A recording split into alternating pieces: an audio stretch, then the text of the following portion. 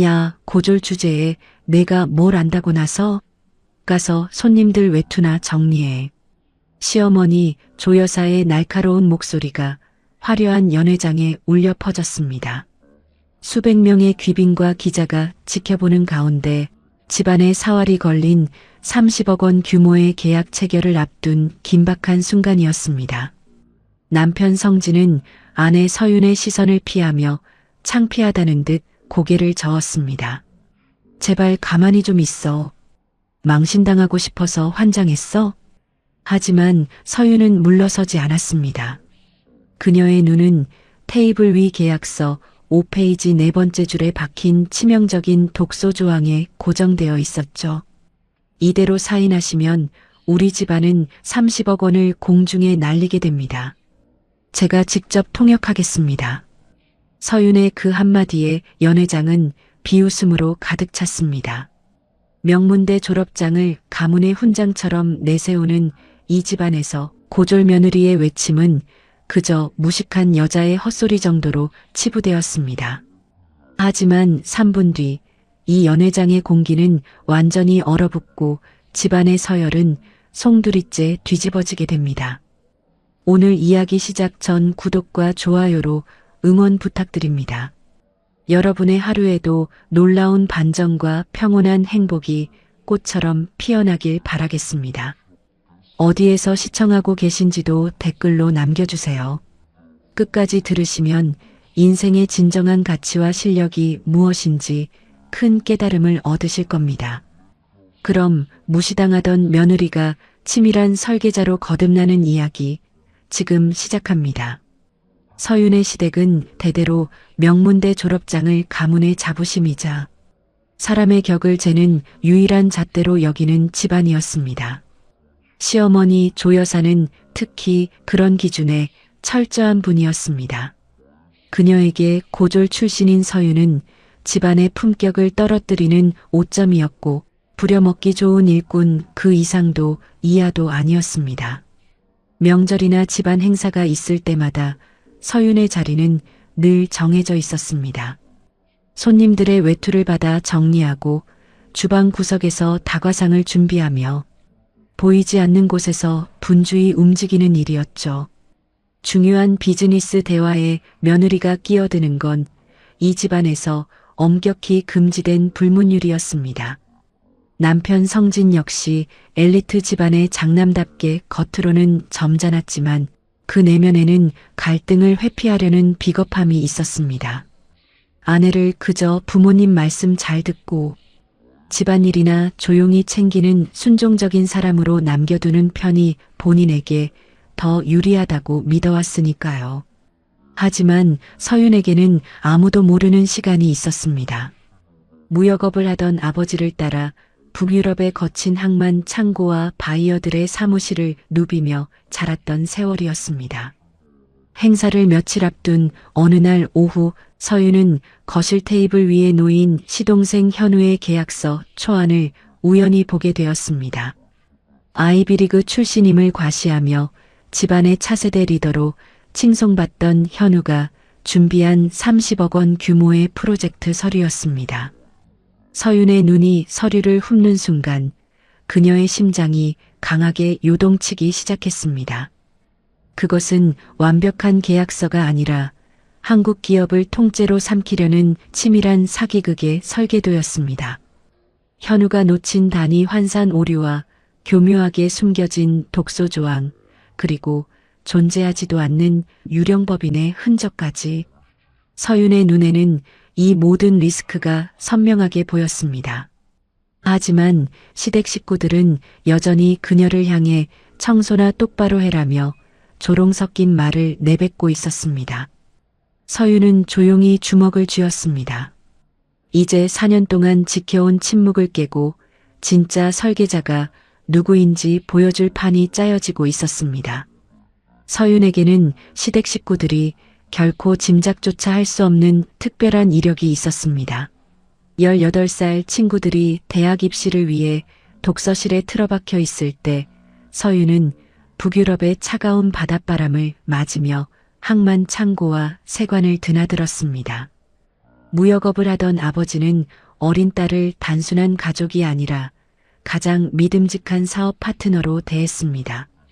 서윤은 그곳에서 수많은 계약이 오가는 현장을 지켜보며 서류 뒤에 숨겨진 인간의 탐욕과 기만을 읽어내는 법을 본능적으로 익혔습니다. 10년 넘는 시간 동안 유럽 전역을 돌며 체득한 것은 단순한 외국어 실력이 아니라 거래의 냄새를 맡는 탁월한 감각이었습니다. 하지만 집안이 하루아침에 무너진 뒤 서윤은 가장으로서 생계를 위해 모든 꿈을 접어야 했습니다.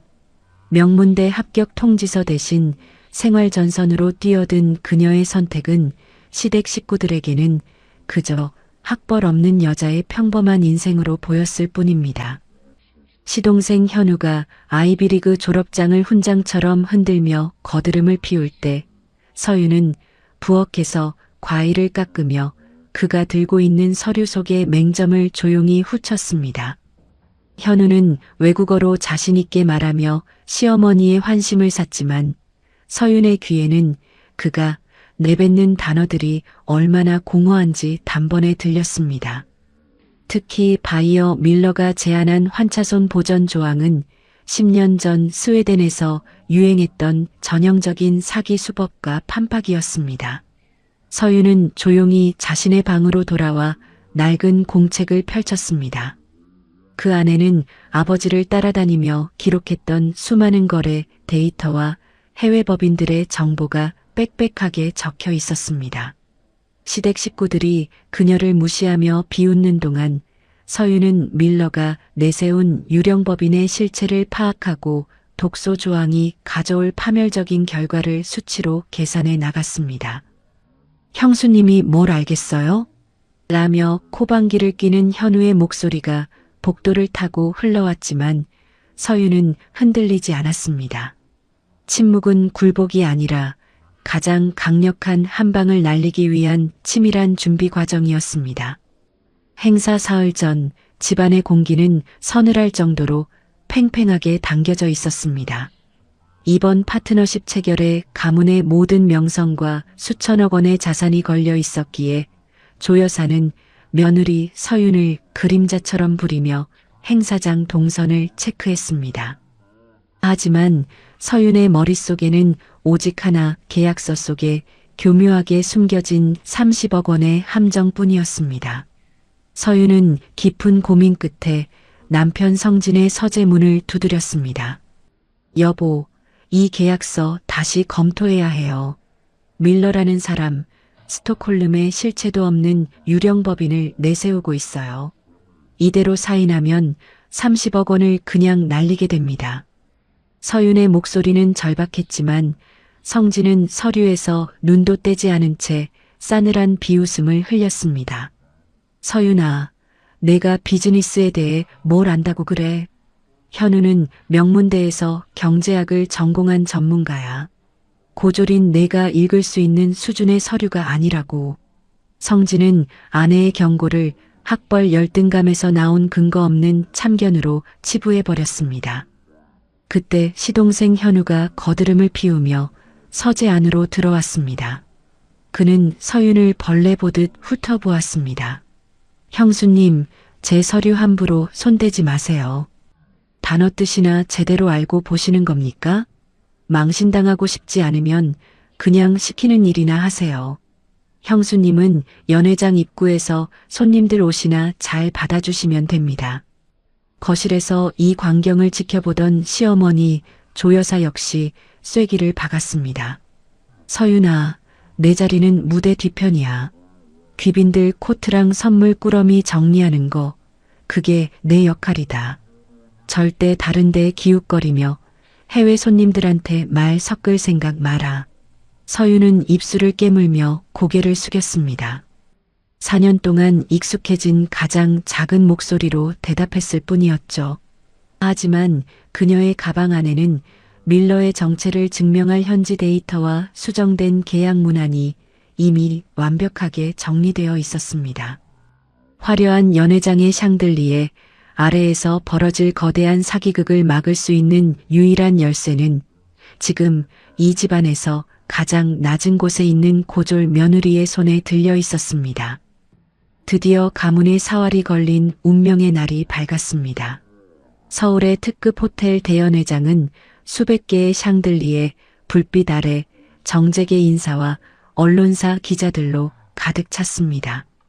시어머니 조여사와 시동생 현우는 화려한 조명 중심에서 주인공처럼 빛나고 있었고, 서유는 약속대로 연회장 입구 한 구석에서 귀빈들의 무거운 외투를 받아 정리하는 보이지 않는 일꾼으로 서 있었습니다. 그런데 행사가 시작되기 직전 예상치 못한 소동이 벌어졌습니다. 전담 통역사가 현장으로 오던 중 사고를 당해 도착이 불가능하다는 급보가 전해진 것입니다. 현우는 당황하여 비서진을 다그쳤지만 주말 오후에 고급 비즈니스 협상을 즉시 수행할 인력은 어디에도 없었습니다. 밀러 회장은 시계를 보며 불쾌한 기색을 감추지 않았고, 시어머니는 집안 망신이라며 안절부절 못했습니다. 급한 대로 영어가 가능한 직원을 세웠으나 전문 용어와 실무 맥락이 섞인 밀러의 날카로운 질문 앞에서 그는 입도 번긋하지 못하고 진땀만 흘릴 뿐이었습니다. 밀러 회장이 서류를 덮고 자리를 박차고 일어나려던 찰나 조용히 외투 보관대를 지키던 서윤이 무대 위로 한 걸음 내디뎠습니다. 제가 통역하겠습니다. 서윤의 그 한마디에 연회장에는 찬물을 끼얹은 듯 정적이 흘렀습니다. 하지만 이내 시어머니와 현우의 비웃음 섞인 목소리가 정적을 깼습니다. 야, 고졸 주제에 내가 뭘 안다고 나서 망신당하고 싶어? 남편 성질마저 창피하다는 듯 아내의 팔을 잡아 끌었죠. 하지만 서유는 흔들리지 않는 눈빛으로 밀러 회장의 눈을 똑바로 응시했습니다. 그리고 테이블 위 계약서 5페이지를 가리키며 쐐기를 박았습니다. 이대로 사인하시면 우리 집안은 30억 원을 공중에 날리게 됩니다. 저 밀러라는 사람은 지금 여러분에게 사기를 치고 있습니다. 서윤의 입에서 터져나온 유창한 외국어와 구체적인 수치에 장내의 모든 시선이 집중되었습니다. 고졸 며느리의 반란, 아니 치밀한 설계자의 등장이 연회장 전체를 뒤흔드는 순간이었습니다. 연회장의 공기는 순식간에 차갑게 식어버렸습니다. 비웃음으로 가득했던 사람들의 얼굴에서 점차 웃음기가 사라지기 시작했죠. 조 여사는 당장이라도 서윤의 머리채를 잡을 듯 다가왔지만 단상 위에 선 서윤의 눈빛은 이전의 순종적인 며느리가 아니었습니다. 서윤은 밀러 회장을 똑바로 응시하며 계약서 5페이지 네 번째 줄을 다시 한번 짚었습니다. 이 문장에 쓰인 환율 기준점은 통상적인 비즈니스 관례를 완전히 벗어나 있습니다. 기준 환율의 변동폭을 무제한으로 열어둠으로써 사인하는 순간 우리 회사는 30억 원에 달하는 환차손을 그대로 떠안게 설계되어 있어요. 서윤의 입에서 터져나온 정교한 비즈니스 분석에 장내에는 무거운 침묵이 내려앉았습니다. 당황한 밀러 회장은 전문 용어를 섞어 영어로 날카롭게 쏘아붙였습니다. 하지만 서윤은 눈 하나 깜빡하지 않고 그의 말을 차분하게 받아쳤습니다. 그녀는 밀러가 내세운 북유럽 현지 법인의 등록번호가 실제 유통망을 가진 기업이 아닌 서류상으로만 존재하는 유령회사라는 증거를 하나씩 열거하기 시작했습니다. 스톡홀름 항만 근처에 당신의 사무실은 없습니다. 그 주소지는 3년 전 폐업한 창고 부지죠. 맞습니까? 서윤의 목소리가 연회장에 울려 퍼질 때마다 아이비리그 출신이라던 시동생 현우의 얼굴은 붉다 못해 하얗게 질려갔습니다. 현우는 자신이 검토했다던 서류가 얼마나 허술한 사기극이었는지 그제야 깨닫고 마이크를 잡은 손을 벌벌 떨었습니다. 시어머니 조 여사는 이 상황이 믿기지 않는다는 듯 멍하니 서윤을 바라보았습니다. 자신이 글자도 모르는 고졸이라며 구박하던 며느리가 집안의 최고 엘리트인 아들조차 읽지 못한 거대 사기극의 본질을 꿰뚫고 있었으니까요. 연회장에 모인 수백 명의 귀빈과 기자들은 이제 서윤의 입술 끝에 모든 신경을 집중했습니다. 조 여사가 그토록 지키고 싶어 했던 집안의 체면은 이미 무너졌지만 그 무너진 자리 위로 서윤이라는 이름의 거대한 존재감이 솟아오르고 있었습니다. 밀러 회장은 당황한 기색을 숨기며 짐짓 호통을 쳤습니다. 어디서 근거 없는 헛소리를 하느냐며 영어로 거칠게 항변했죠. 하지만 서윤은 눈 하나 깜빡하지 않고 그의 눈을 정면으로 쏘아보았습니다. 그녀의 목소리는 낮고 차분했지만 연회장 끝까지 또렷하게 울려 퍼졌습니다. 당신이 지난 5년간 북유럽에서 벌인 3건의 유사 사기 사건을 이미 조사했습니다. 이름만 바꾼 유령 회사로 여러 중견 기업을 도산하게 만들었더군요.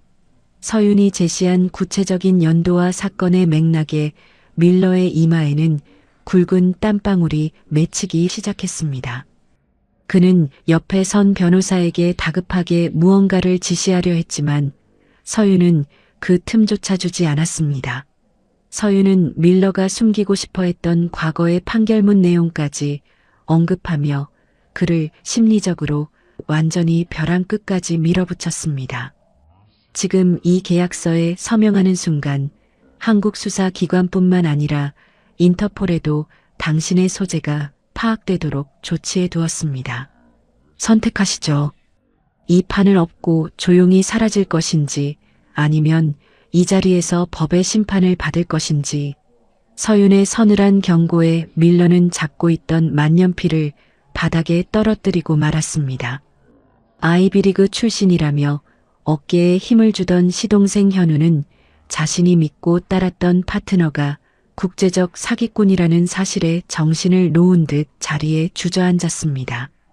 시어머니 조 여사는 며느리의 입에서 나오는 정보들의 정교함과 압도적인 카리스마에 소름이 돋는 것을 느꼈습니다. 자신이 4년 동안 집안의 걸레질이나 시키며 무시했던 여자가 사실은 사자의 발톱을 숨긴 채 독사들의 목줄을 죄고 있었던 것입니다.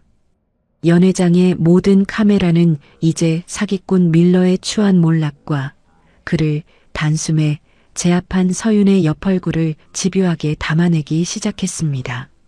서윤은 이제 상대의 패를 모두 잃고 퇴로까지 차단한 완벽한 사냥꾼의 모습으로 그곳에 서 있었습니다. 연회장에 내려앉은 정적은 비명보다 더 날카롭게 조 여사와 현우의 심장을 파고들었습니다. 밀러 회장이 바닥에 떨군 만년필을 줍지도 못한 채 멍하니 서윤을 바라보는 사이 창가에서 이 모든 광경을 지켜보던 시아버지가 천천히 걸어 나왔습니다. 평생을 무역 현장에서 잔뼈가 굵은 노련한 사업가답게 시아버지는 지금 이 순간 누가 진짜이고 누가 가짜인지를 정확히 읽어냈습니다. 그는 아들의 졸업장보다 며느리의 서늘한 눈빛 속에 담긴 실전의 무게를 선택했습니다. 시아버지는 떨고 있는 현우의 마이크를 빼서 바닥으로 치워버린 뒤 서윤의 곁으로 다가갔습니다. 서윤아, 내 말이 맞느냐? 이 계약이 정말 우리 집안을 무너뜨릴 사기극이라는 게 사실이야? 시아버지의 굵직한 목소리에 서윤은 단 1초의 망설임도 없이 고개를 끄덕였습니다. 조 여사는 당황하여 시아버지의 소매를 붙잡았습니다. 여보, 지금 저 고졸 며느리 말을 믿으시는 거예요? 현우가 얼마나 고생해서 준비한 계약인데 사람들 앞에서 이게 무슨 망신이에요? 조 여사는 여전히 현실을 부정하며 서윤을 보이지 않는 곳으로 밀어내려 했습니다. 하지만 시아버지는 차가운 눈빛으로 아내의 손을 뿌리쳤습니다. 입 다물어. 당신의 그 잘난 학벌 타령이 우리 집안을 벼랑 끝으로 밀어 넣었어. 지금 이 자리에 전문가라고는 서윤이 하나뿐이야. 시아버지는 품 안에서 자신의 인감이 찍힌 결제 서류를 꺼내 서윤의 손에 쥐어주었습니다. 그것은 단순한 종이 뭉치가 아니라 이 거대한 계약의 모든 정권을 며느리에게 넘기겠다는 공식적인 선언이었습니다. 수백 명의 귀빈이 지켜보는 가운데 집안의 서열은 단숨에 뒤집혔습니다. 화려한 드레스를 입고 상석을 지키던 조여사와 현우는 순식간에 병풍으로 전락했고 외투를 정리하던 고졸 며느리 서윤이 연회장의 가장 높은 곳에 섰습니다. 서윤은 이제 방어자가 아닌 공격자의 자세로 펜을 들었습니다. 4년 동안 그녀를 짓눌러왔던 허울 좋은 껍데기가 산산조각이 나는 순간이었습니다. 서윤은 시아버지가 건넨 만년필을 쥐고 테이블 위 계약서를 차갑게 내려다보았습니다. 사기꾼 밀러는 퇴로가 차단된 쥐처럼 식은땀을 흘리며 주변의 눈치를 살폈지만 서윤은 그에게 단 1초의 틈도 허락하지 않았습니다. 그녀는 가방 안에서 며칠간 홀로 밤을 새우며 준비한 새로운 계약 문안을 꺼내 테이블 위에 펼쳤습니다. 그것은 밀러가 준비한 사기극을 역으로 이용해 가문이 회사가 북유럽 유통망의 주도권을 완전히 장악하도록 설계된 반격의 카드였습니다. 서윤은 밀러의 눈을 똑바로 응시하며 원어민보다 더 정교하고 날카로운 발음으로 개정조항 3가지를 조목조목 읊기 시작했습니다. 첫 번째는 환차손의 모든 책임을 밀러 측이 전액 부담하는 조항이었고, 두 번째는 유령법인이 아닌 밀러의 실제 자산이 담보된 실체 기업을 계약 주체로 명시하는 것이었습니다. 마지막 세 번째는 계약 위반 시 밀러가 가진 유럽 내 모든 지식 재산권을 우리 회사가 무상으로 양도받는 파격적인 조건이었죠. 서윤의 입에서 터져나오는 비즈니스 용어들은 단순한 번역을 넘어 상대의 급소를 정확히 찌르는 송곳 같았습니다. 밀러는 이 부당한 계약에 서명할 수 없다며 거칠게 항의했지만 서윤은 이미 그가 유럽 세무 당국에 신고 누락한 비자금 계좌 정보까지 손에 쥐고 있었습니다. 그녀가 나지막한 목소리로 특정 은행의 이름을 언급하자 밀러의 안색은 흙빛으로 변하며 그대로 주저앉고 말았습니다. 연회장을 가득 채운 귀빈들은 이 믿기지 않는 광경을 숨죽여 지켜보았습니다. 명문대 출신 현우가 글로벌 스탠다드라며 떠들던 계약서가 사실은 쓰레기였음을, 그리고 고졸 며느리 서윤이 가져온 이 종이 몇 장이 가문이 30억 원을 지키는 수준을 넘어 수백억 원의 가치를 창출하고 있다는 사실을 말입니다. 밀러는 결국 떨리는 손으로 서윤이 제시한 새로운 계약서에 서명을 마쳤습니다. 4년간 집안의 그림자로 살았던 서윤이 가문의 절대적인 주도권을 쥔 설계자로 우뚝 서는 역사적인 순간이었습니다. 서명이 끝나는 순간 연회장의 공기는 승자와 패자의 자리가 완전히 뒤바뀐 것을 선언하듯 무겁게 가라앉았습니다.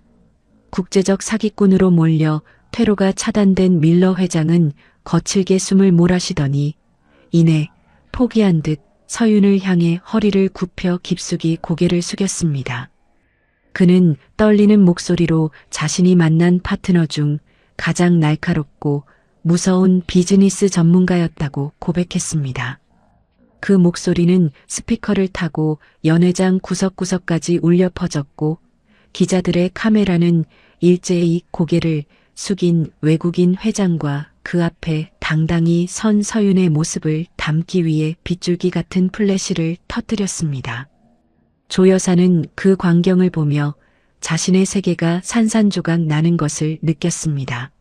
그토록 자랑스러워하던 명문대 동문들 사이에서 며느리가 보통 내기가 아니라는 말과 유학 보낸 아들보다 고졸 며느리가 100배는 낫다는 수군거림이 파도처럼 밀려왔기 때문입니다.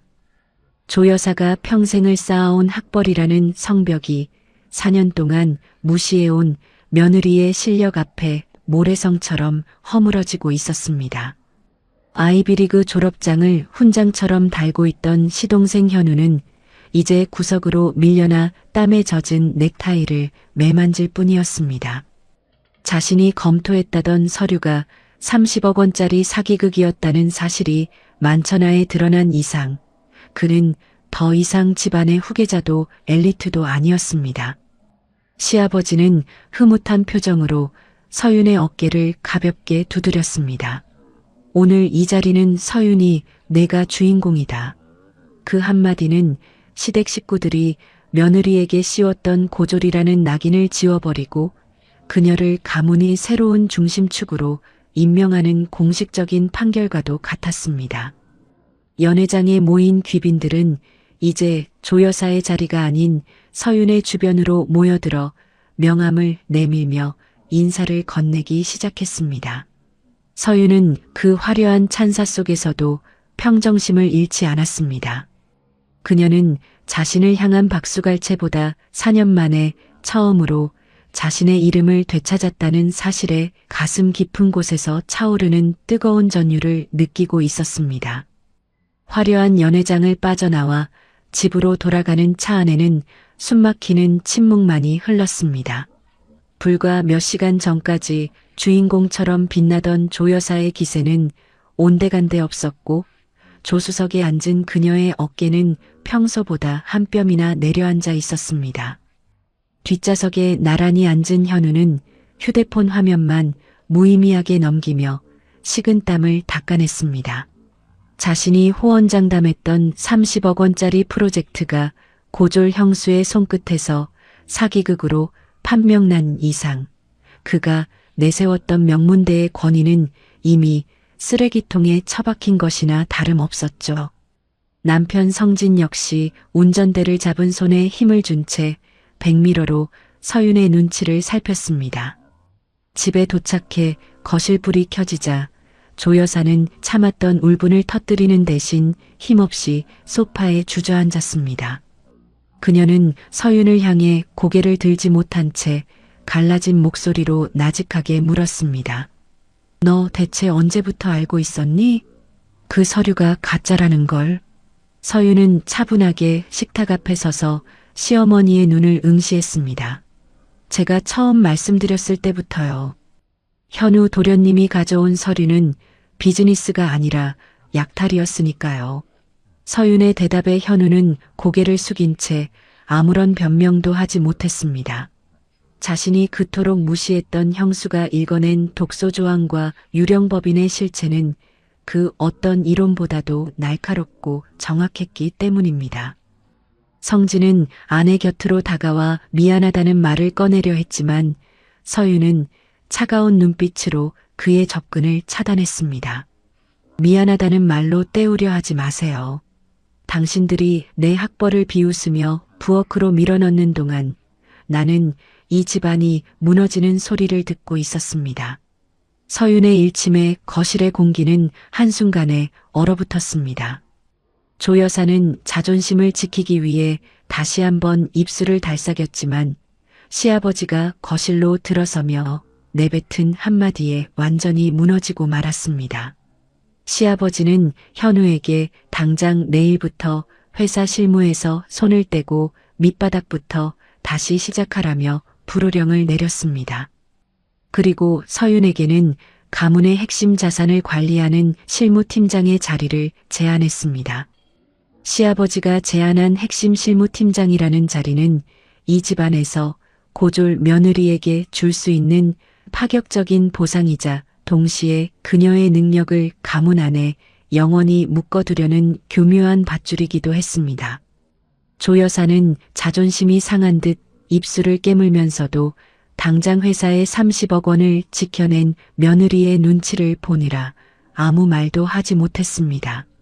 남편 성진은 이제야 아내의 손을 잡으며 마치 모든 것이 해결된 양 안도의 한숨을 내쉬었죠.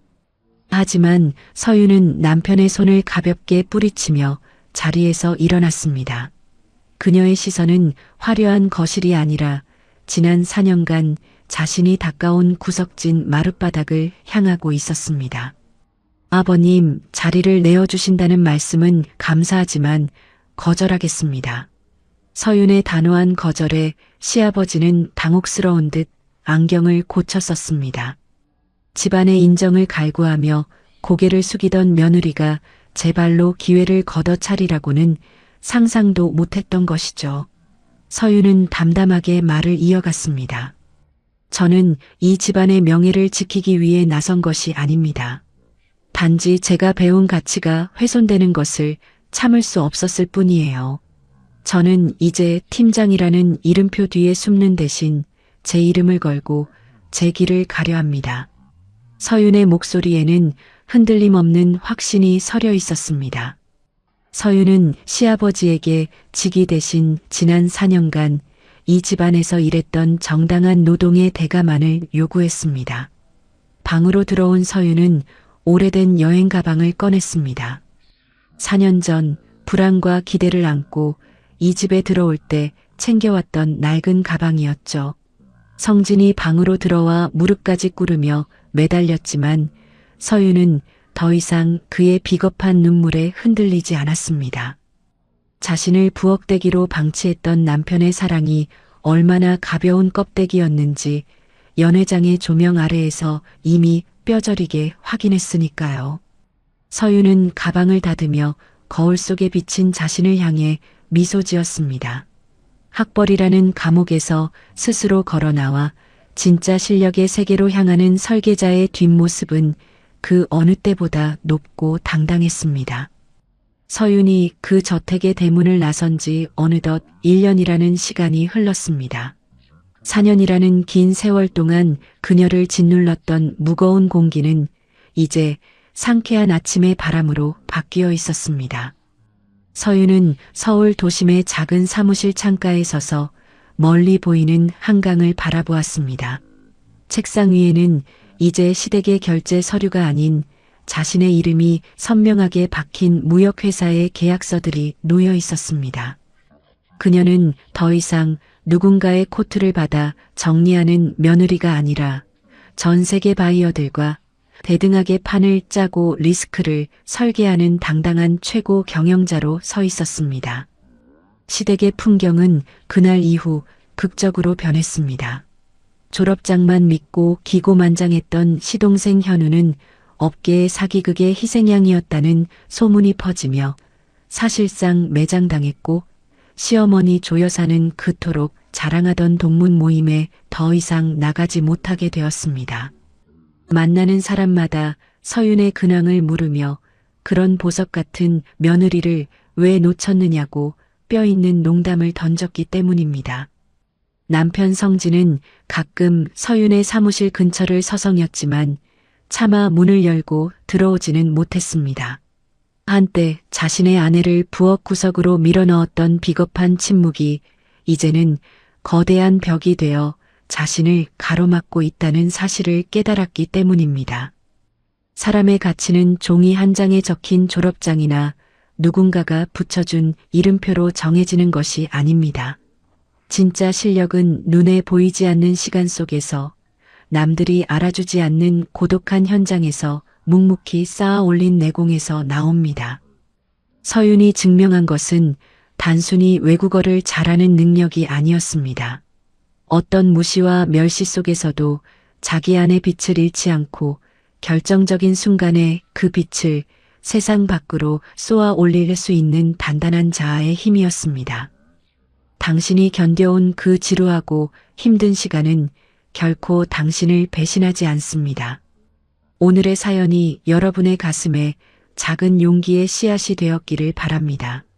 긴 시간 함께 해주셔서 진심으로 감사합니다.